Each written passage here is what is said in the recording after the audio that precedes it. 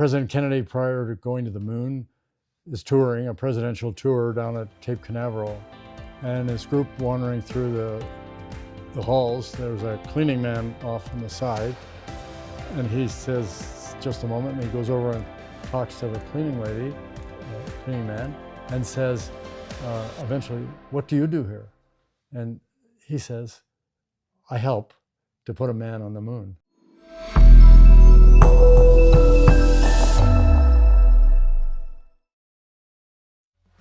Welcome to the Retired Mindset Podcast, where soul meets body.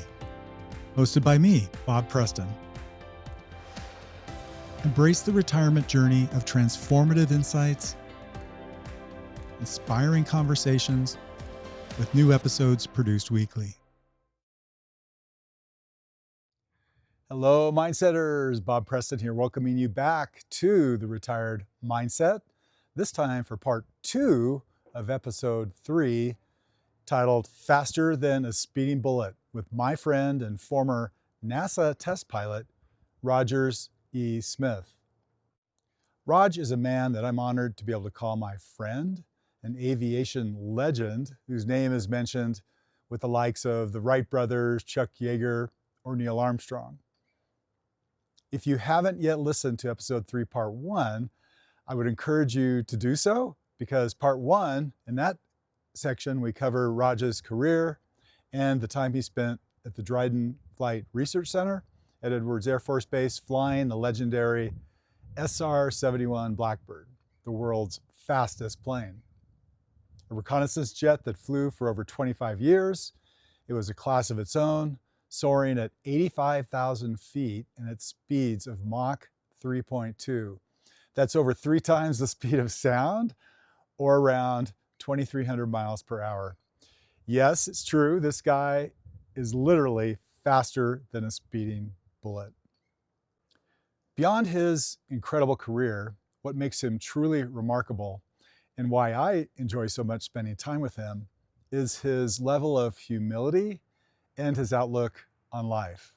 I think you're really going to love this conversation, because today we focus on his philosophy, values, and principles by which he now lives in retirement.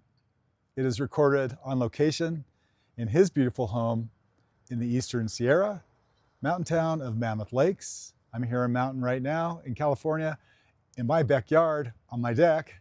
So sit back, enjoy part 2, and get ready to be inspired by my good friend, Rogers E. Smith. Rogers, thank you so much for inviting me into your beautiful home today. And today we're going to be continuing with part 2 of my conversation with Raj. As you remember, we did part 1 last time, where we focused mostly on his career. And then today we're going to focus on how he applies some of what he learned during his lengthy career with NASA into his retirement life. So this is going to be a great episode, and thank you again for joining.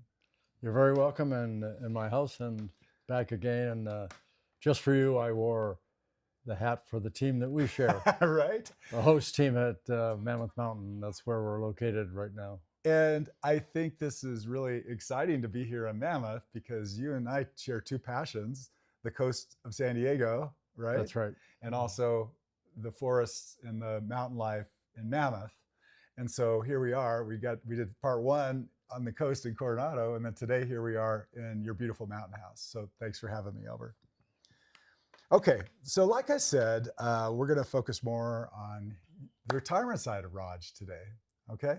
If that's okay with you. And one of the things that I did in preparation for our discussion was listen to some of the TED Talks you've done in the past. There's one that you did with NASA. And in that podcast, this really stuck with me. And you said that money is a necessity. I see the smile coming on your face. Money is a necessity, but not sufficient for fulfillment in life. So I'm hoping you could expand upon that. Tell us a little bit what you meant by that, and what that means to you. Well, I believe it's really important for everybody to have a passion for what they want to do, whatever it may be. Schools and give little talks to the little people. And we take a pressure suit and so on with the SR background and answer questions. And that question I would ask the class, they'd all be seated around and say, well, what do you want to be when you finally finish school? What do you want to do? What do you want to be? And about half of them would say, I want to be rich. And I'd say, well, just what you said, that's important. It's necessary, but it's not sufficient for fulfillment as a person inside yourself that you have achieved, because you need to follow your passion. And so that's fundamental to my journey, as I decided early on, as we talked about before, I wanted to be a pilot, in particular a test pilot, but I wanted to go to school, and I wanted to study aeronautics. Airplanes were fascinating to me. But when I went into the Royal Canadian Air Force on their program to go to university, and ultimately in the summers I went to flight training, they paid my way, but I'd never been in an airplane, never, any airplane of any kind. So people always say, what was your reason for doing that? Well, I developed a passion for studying and learning because I was in a very competitive, I was in the center of a working class area that happened to be predominantly Jewish. And when I went to school, I took Jewish holidays off. But most importantly, the people around me were really serious about school. In order for me to be in their group, I had to hold my side up. I had to work very hard. So these are the things that have meant a great deal to me, and they're foundational. But one of the story about what led me to it was an article uh, I read by a man that came from the Netherlands to re-energize the Heineken beer sales in Canada and the United States. And he was being interviewed and asked, what does he look for in people that he is going to hire? And he said, well, I follow the 3 C's. They have to be competent, they have to be collaborative, they have to be able to work with each other, and they have to have good character. And you say, well, what's good character? Well, one is passion for your work. The second, and we've talked about it, really, really important at all levels, is have the ability to control your ego, to work together. And another one is, in that sense, no one of us is smarter than all of us. You may not believe that, but you need to practice that. You need to, if you want to have a team or a company or an organization to work, to make that extra effort to be successful. So the last time we spoke, you told a story about your uncle, as Yes. I remember, and how he got you into being interested in being a pilot in aviation. And I wanted to tell you about a story. My uncle was a fighter pilot in World War II. Okay. His name was Billy. I never met Uncle Billy, Yeah. but he was a fighter pilot, and he went on over 100 missions. Wow. And one time over Germany, he got struck by enemy fire and knew he was going to go down. But he was able to pilot, I think it was over sort of the western part of Germany, northwestern part of Germany. He was able to pilot his plane into Allied territory in Belgium, Oh, yeah. where he then attempted a bailout. And in a failed bailout attempt, he hit his head or something and perished. And never was able to even land safely. So there was just an interesting story. Well, He was 23 years old. yes, yeah, that's amazing, isn't it? Yeah, incredible. Well, our inspirations come from various angles, and we've talked about it before. Maybe we'll talk about it later. And I feel like I was lucky all the way along in my journey of the mentors that I had that instilled or helped me to open the doors to fulfill my passion. Sure. Yeah. So. Well, that's something I've always admired about you, is that you've really helped me as a mentor adjust to my new role up here. Yeah. And that's how I think we've bonded and become good friends. Well, let's talk about that aspect of passion. And I'm also going to ask you about leadership. I know these are two of your core values and principles in life. And so maybe you can expand upon that, where they came from in your career, and if you apply them today in retirement. Well, I think it's the same theme that we were just talking about. The people, I'll pick out one in particular, well, two. When I came to what's utopia for a test pilot, and still is now Armstrong Research Center at Edwards Air Force Base in California, It was Dryden named, and when I was there, that's where I really always dreamed of going. And ultimately, along where I worked, I did some work out there, and I was finally invited to apply. And one of the people that I worked with closely was a man named Bill Dana. Bill Dana was a famous test pilot, would have been even more famous if he wasn't right at the time of all the astronauts. But he flew the X-15. He flew the last flight. That was a rocket plane that went to 300,000 feet, but a rocket, not air breathing. And six times the speed of sound, right? Yeah, 6.7 wow. was their top speed in that program that lasted for 3 or 4 years. He flew the last flight that went to Mach 5.38. So even Tom Cruise, when he says Mach 10 now, that's not too ridiculous when you think of the SR-71, which was first accepted as a design in 1959. Incredible. And in its time, and even now, it's inspirational and amazing, basically with slide rules, that they were able to accomplish all that. So the inspiration at NASA, back to Bill, was Bill Dana. When we first came there, we, another friend of mine, Ed Schneider, came in the Navy billet that was there for a year, and then came with NASA. So we joined at the same time. And Bill said he met us and said, because they hired a new pilot about every generation, he said to us, I'm only going to give you one piece of advice. And that is a famous line to me, is always take your job seriously, but never take yourself seriously. And that means control your ego. It's just a different way of saying that. And indeed, that's the way he lived his life. You would never know if you met him, and he met when people came in, he said hello to them. He didn't wear patches. He didn't talk about what he'd done. He talked about what we needed to do.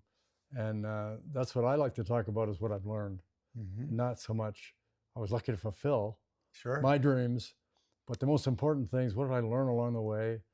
And can I inspire somebody out there to follow their dreams? But you may have to be disciplined and work hard, and even on the way up, sacrifice some time studying in the books instead of with your friends out. So that's these people. And Tom McMurtry was the head man when that hired me.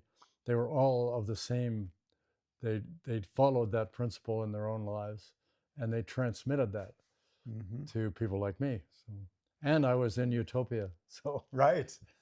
So I love that comment by Bill, and I love the fact that you tell that story. I like to live my life that way.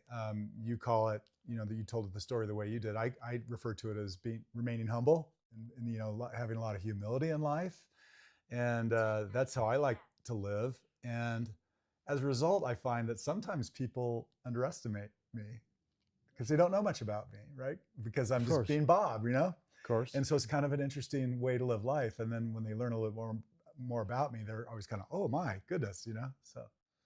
Yeah, and it's for me, it's sometimes if somebody meets me and says, "Oh, what did you do?" and I'm hesitant to start talking about it, because then it overwhelms the conversation. So there's a right place for it, and I let people lead me on, not the other way around. I don't go forward telling them, "Hi, my name is, I did this." I try to have them draw it out of me. That means they might be interested, and I'm not just blowing my own horn. I think that's amazing. It just is a slight, sample of your own humility, and that you want to, have people have their first impression based on you as a person, not on something you've accomplished in the past. So I really admire that.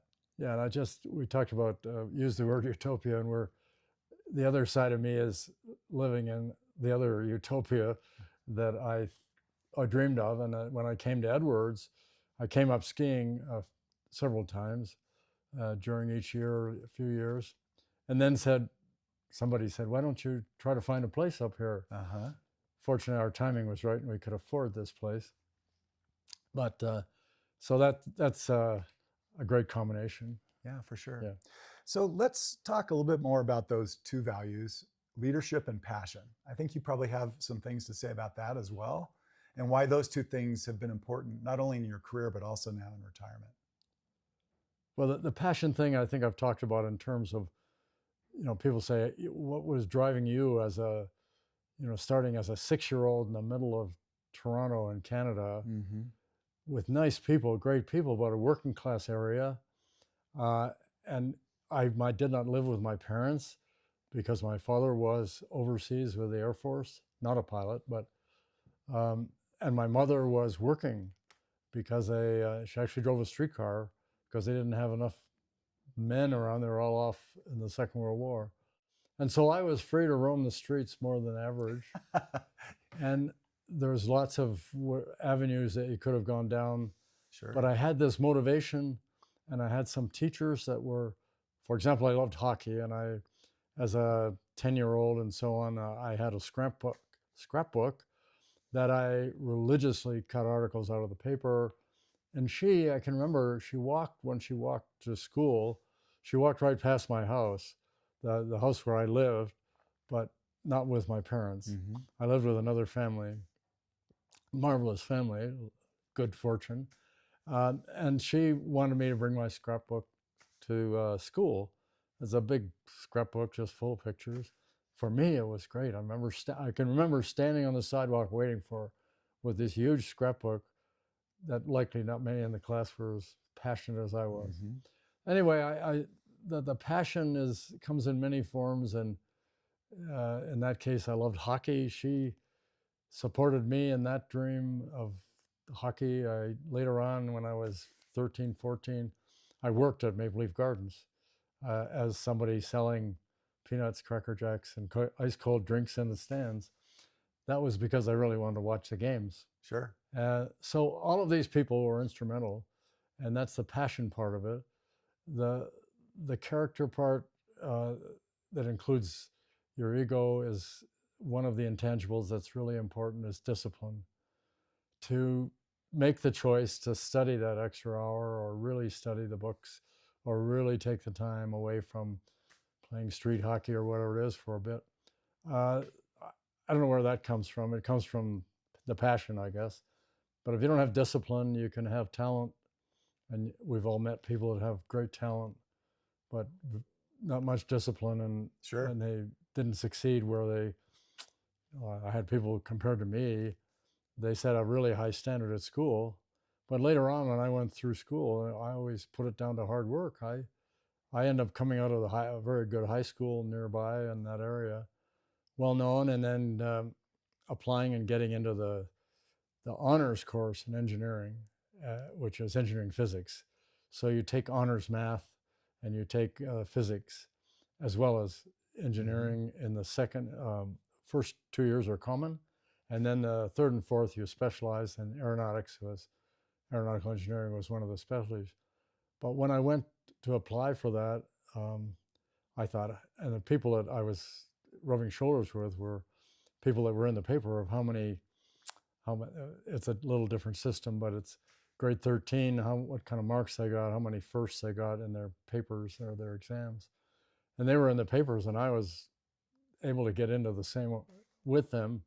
When I graduated 4 years later, I did, out of 105, I stood 7th. Wow. But I always said it's just because I worked hard. Mm-hmm. Okay, Raj, you mentioned along the way that you had some incredible mentors. And I'm sure what you noticed in those mentors is their ability to be good leaders and their leadership capabilities. And I have a hunch that that helped you develop your thoughts on leadership. I want to also ask you to tell a story, because you and I have another thing in common, is we both have an affiliation, at least in our background, with UCLA. And you told me about a man who you were very fond of and looked up to. And I'll let you tell the story, but maybe you can talk about that and maybe apply that to some of these aspects of leadership and how that's affected your life and how you see things today in retirement. Yeah, sure. I was at NASA Dryden, as I said. It's now renamed in honor of Neil Armstrong. And another story, which I won't tell all of it, but I ended up, Neil Armstrong worked there before he went on to other parts of NASA and before he went to the moon. Uh, and so that in itself was inspiring. And I did work with him and met him, and he was a great inspiration. But I didn't work with him, but he was one of my heroes. Well, you took over his desk. Is that the I part? did. Yeah. When I was introduced to the office, there were about 6 pilots at that time, research pilots, test pilots. And Tom McMurtry had hired me, said, you'll be seated at that desk over there right opposite Bill Dana. I knew who Bill Dana was. And that so on. And people all around were names that I knew. And so sure enough, I did sit at his desk, and there was some little remnant in his desk, in a desk drawer, and it turns out that's where Neil Armstrong sat when he worked there. Amazing.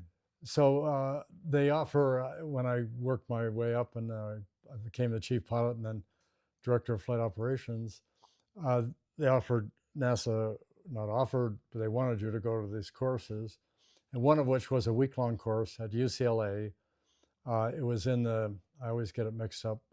I always call it Robinson. It's School of Business. It's not correct. Anderson. Anderson, Yeah. yes. And a man named Moshe Rubinstein, who had not too long ago retired as the dean of engineering. His daughter was one of the professors there. So Moshe actually ran this course face to face and organized it. And so he was a dynamic individual, not very tall in stature, but really tall in his capabilities to motivate people. So I had about 40 people from around the world. And he would mention, as the first few days went on, that how he became a professor. He came from Israel, and he worked as whatever the correct title is for the first step as a professor, and he decided this is where he wanted to work. But he wasn't about to drive from way, way out an hour or more each way, so he needed to live, that he wanted to live nearby. So he and his wife, for 6 months or more, they went around the neighborhood, and when they saw something that was perhaps reasonable. This was like in Brentwood or yeah, Bel Air, Bel Air, you know, right? Bel Air, yeah, really. Westwood area, yeah. And they knocked on doors, and one, he tells the story, he knocked on this one door, and this lady opened the door. She obviously was upset about something, and then upset about him interrupting it, sort of yelled at him, why can't you read? Says no solicitors. What do you want? What are you bothering me for? And he said, well, I'm Moshe Rubinstein. I'm a junior engineer professor, and I want to wonder, is your house for sale? And she said, well, just leave me alone, get out of here. I have a teenage son that's bothering me upstairs, I have to take care of, and so on. So then he had said at the beginning of the course that Thursday night we'd have a barbecue at his house. And now he tells this story, and finally the upshot of the story was that some weeks later, this lady called Moshe. And so he had invited her to the potluck as part of the no, conversation? he didn't do that, but he did say he said, don't forget the potluck is tonight, and it'll be at my house. And he gave the address, and he said, by the way, that's the house that the lady was really upset with me knocking on her door. She called me and invited me back. And in fact, last week, I made the last payment on the mortgage, which she carried for me. Incredible. So the lesson was, keep knocking on the doors. If you've got a passion, if you want to do something, if you knock on the doors, you'll find some help on the other side. I think one of the things about leadership, and you've alluded to this, is that being a good leader, you can inspire and mentor people, and it doesn't have to be in your career. It can be, to your point, mentoring young kids or students or people who are kind of trying. You have a lot of experience, and I know you like to do this because I've seen you in action out at the Super Sign on a daily basis, chatting it up with visitors who don't know where they're going, and you'll offer them your input and suggestions. And so I just think it's an interesting thing. Well, it is something. I mean, I've been in Europe in my second career, if you like, as a consultant. I was at Delft University giving some talks, and the whole thing of inspiring people is is present everywhere. And so when the graduate students put on this forum, of which I gave a paper, but first of all, the night before, Judy and I my wife, were standing in a group, and you realize that people from the Netherlands are very tall. Mm-hmm. They are the tallest Mm-hmm. of the nations that we would normally consider. And so they had put up a slide that said, leaders, they provide vision, and then they take action. So they said it another way. They said, if you have vision with no action, that's a daydream. Mm-hmm. But if you have vision, no vision with action, that's a nightmare. Mm-hmm. Yeah, right. So you need both. And so leaders can be at the local level, in a small group of a larger organization. You all have a chance to do what Bill Dana said, keep your ego under control, and you can interact in a way in your small group that provides impetus for the team and moves towards success. And I think I told you this story, but I'll tell it quickly, hopefully, as somebody else told it on the same subject.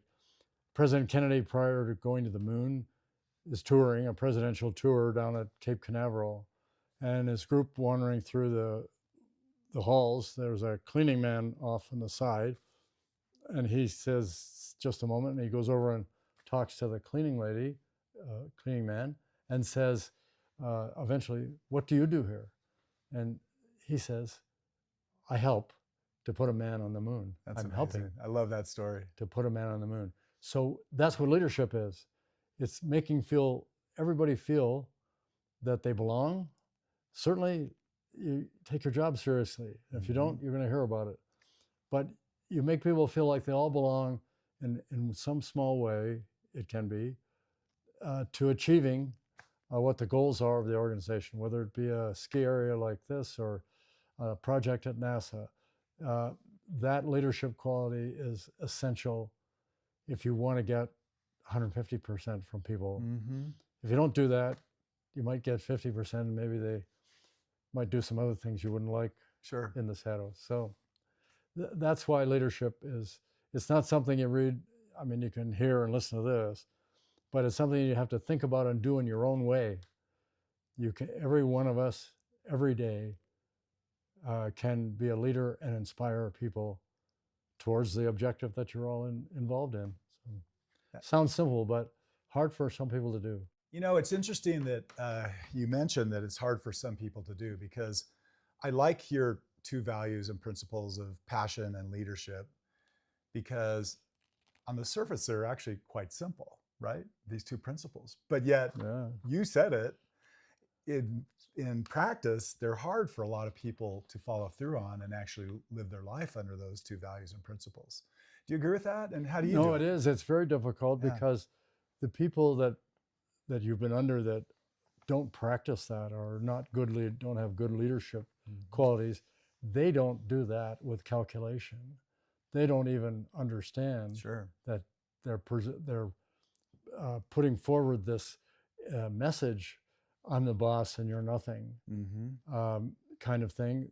So for people to have to open up their minds, and I think Emerson said this one, there's no limit to what we can accomplish, basically, if we don't care who gets the credit. And if you think about those things, you can say and do things, small things that make a huge difference to people that they have. It's like being in the military. You have no illusions about what my rank is compared to his rank.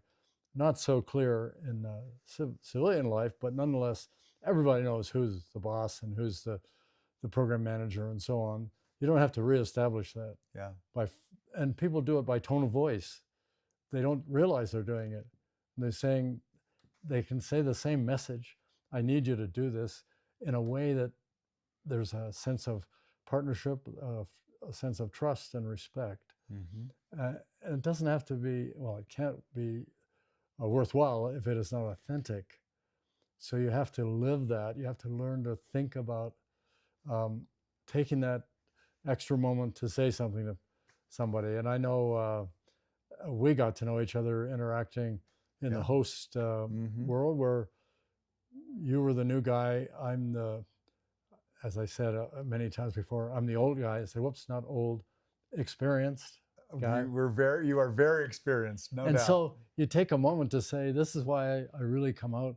I spend 10 or 15 minutes standing at the sign, where normally there isn't somebody, a host there.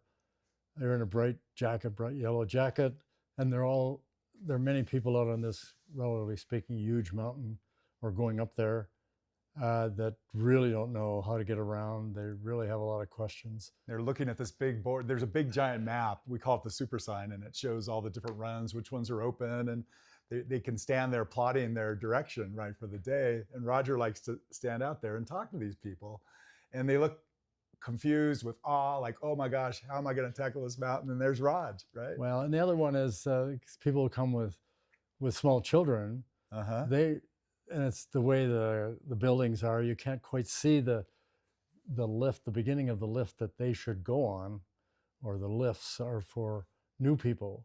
So you want to have fun here. You don't want to be frightened, like you get up too high, you don't know how to, you're frightened by the steepness of the slopes. So they just tell them, oh, just look around there, go over to that one first, and then after you feel, you can go to the next one, and they're, oh, thank you, because too many people get on the one that's right in front of you, which goes twice as high. Right. And they get up to the top, and we get up as hosts. We're often up there, and people are looking bewildered, especially, let's say, an obvious teenage girlfriend who's crying, and you say, how did you get up here? Well, my boyfriend and his my boyfriend friends, made me do it. They brought me up here. Yeah, right. Well, where are they now? Oh, they went off to take a run. Well, so it's how extending yourself, but you have to. And some people, we obviously know there are many examples of people that are natural at it. Yeah. But it's pretty straightforward if you get that in your mind, that there's no limit, and that is actually up in our host office. One of my contributions there that was taken on and put up there, was up there anyway, that there's no limit. And Ralph Waldo Emerson said that one, what we can accomplish if it doesn't matter who gets the credit. Right. So these are the fundamentals. These are the things that you live by and get that inner satisfaction.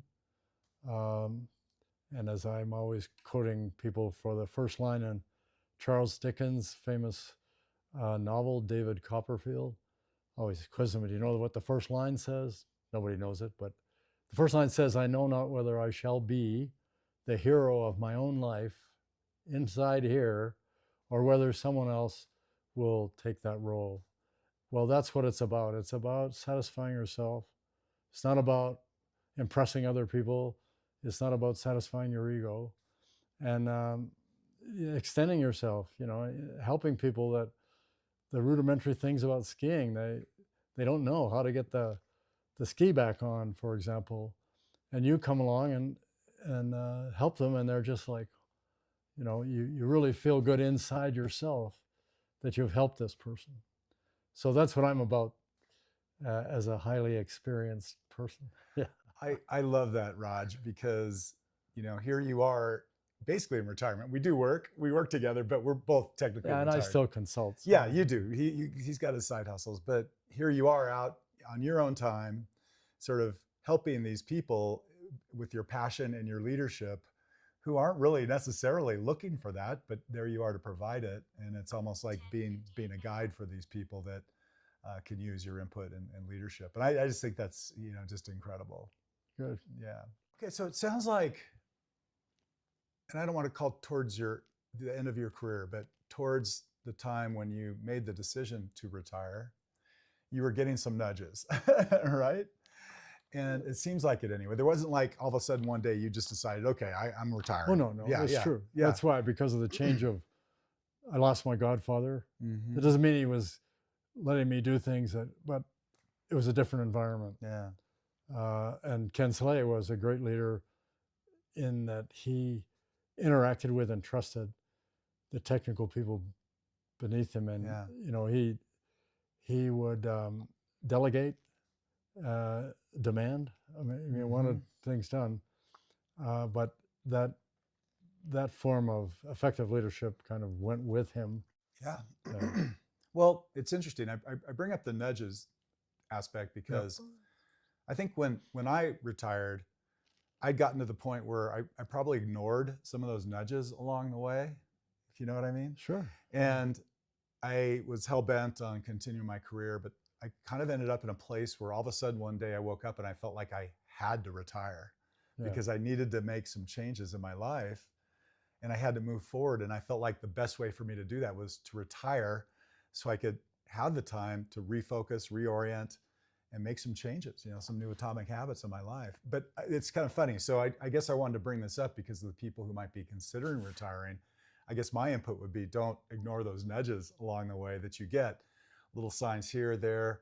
It's sort of the universe speaking to you that, hey, maybe it's time to start thinking about this. I wish I had been better prepared for it, personally, for the retirement, because it took me a while to adjust.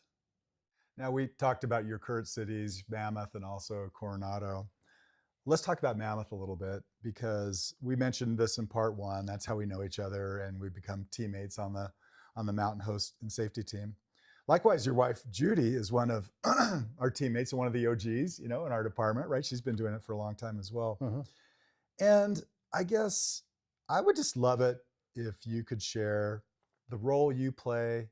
We talked about this a little bit, but maybe the role you play on the mountain and what you and Judy do as leaders to kind of keep this community connected. Because I know you do some things, right? You host sessions here at the house. And I think that's another way that you've, in retirement, shown your leadership and keeping community and connection here in Mammoth. For sure. And Mammoth and this being a ski host on the mountain, when I joined, there were quite a few retired firemen and policemen that had lots of discipline and so on and knew how to talk to people. So they really taught me how to, when people come up, how do you introduce yourself, make the connection, or when you want to teach somebody something or remind them about something, how you introduce yourself. That I learned from the group. But one of the things that early on, so I got to know these people because they were getting me out of my shell and helping me learn these things. And so one day I asked several of these veterans, don't you, as a group, as a team here, don't you get together? Because I'm used to it from a squadron point of view and so on. And they said, oh, we used to do that. We used to go over to the Australhof after work occasionally. And so I said, well, why don't we do that? And so the next week or so, we did that. And we sat over there, was at the bar there, which is like a fairly it's a pretty tight environment. Tight environment, and it's even more so then. Fun place, but very, very compact. And so I said, why don't we? This is great. Why don't we do it at my place? Because the view is much better. It's and besides, the price of beer is a lot better. A lot cheaper here at my house. Yeah. So we started doing it, and it was called a safety meeting. Well, now, how many years have you been doing the safety meetings? I would say 20 years. Oh my gosh! Okay. Something like that.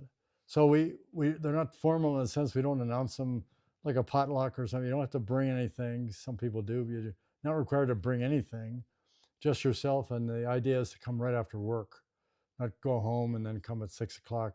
It's like 4:30 to 7 or something like that. And we can't get the whole. Certainly not now. You can't get a limited number of people in this house, but we try to. At first, people came and said, "Is this just for Canyon Lodge?" Yeah. And I said, "No, it isn't.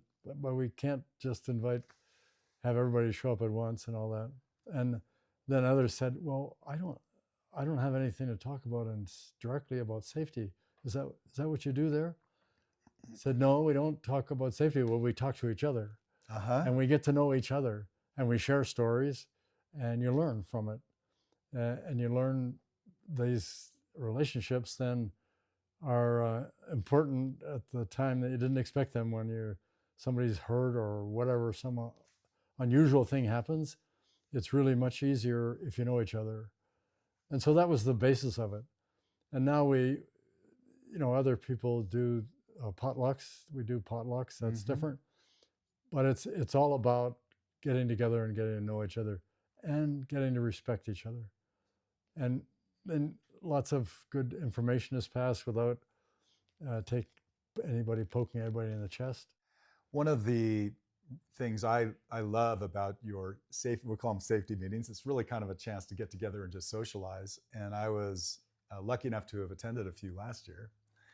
And as a relative newcomer, it was amazing for me that you and Judy invited me into your home with all these very experienced people who have been doing this for years, and in an informal environment, because we don't get to talk to each other that way when we're on the job, really. I mean, and so in this informal environment, maybe after a glass of wine or two also, it was so fun to hear about other people and their experience in doing this roll up here and why they came to enjoy the mountains and what their important aspects are regarding safety. And they all have stories, right? And just to learn from them in that kind of a setting is incredible. But you're right, you have to listen, and you have to want to draw it out of people. But I really enjoyed it. It was fantastic. For me, you have to get a little less emotional about your messages and focus or refocus on the mountains and the trees. Yes. And the beautiful, I used to say years ago to a couple of the senior people that I was very close to, I said, how hard can it be to have now it can be hard, I'm not questioning that, but how hard can it be when you get someone up there that provides you with 400 plus inches of snow every year? I know. I mean, we do. It's more complicated than that. Anyway, that's back to the original themes of. So now I'm more not trying to undermine anybody, but trying to say, where can I help, and that's what I ask of you. Right. Not just because you're our supervisor now, but that you will help me if I stray from that, because I want to focus even more on what gives me like the relevancy that we talked about as you originally talked about money and so on. So that's a trade we can make. No But question. I want to focus on, helping new hosts that come out. How do you deal with things in the mountain, and what are your expectations? We're not policemen out there. We're educators, and you could have a fight every day if you come up and poke somebody in the chest. Right. And sometimes it's, I'm not talking about ignoring dangerous situations, but sometimes it's not worth it getting into a big rhubarb over something that's not worth it. So. Well, you got a deal. We'll keep each other straight and that's remind good. each other of the importance of what we do every day. We need to do that, all of us.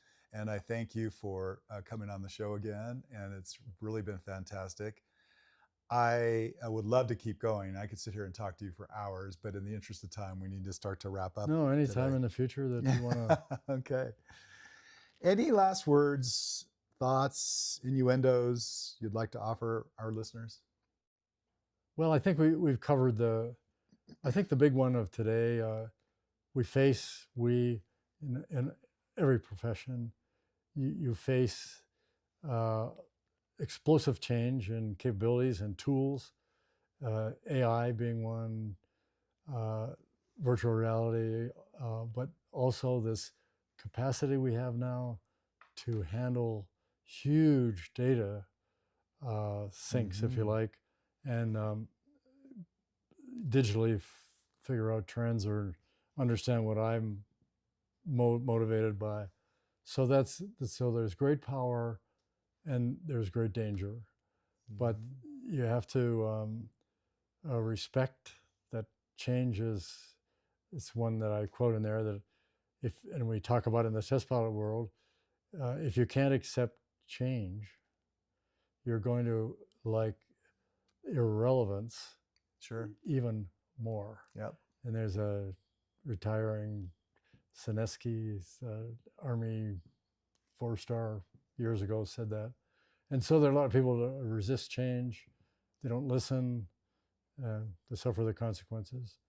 But we really need to be aware of the how to use tools effectively. Yeah, no question. It's That scary. applies to retirement too. A lot of us have to adapt and continue adapting. You can't just sit back and do things the way you did 20 years ago because we're in a new society, a new world. Yeah, I'm going to give a lecture series next month in Canada at a test pilot school, and so the thing that we're doing in this little hour a day for a week kind of thing is talking about. We use the word ethics, and I can't even quote it here, but ethics is really what we're talking about here. It's a code of conduct. Yes. It's how you value relationships. Yep. It's how you work with others. It's how you talk to others. That's all ethical behavior. It's kind of a nebulous thing out there, but that's really, really what we're talking about here as hosts. Sure. And it's in any company and let's say country as well. It's really, really important.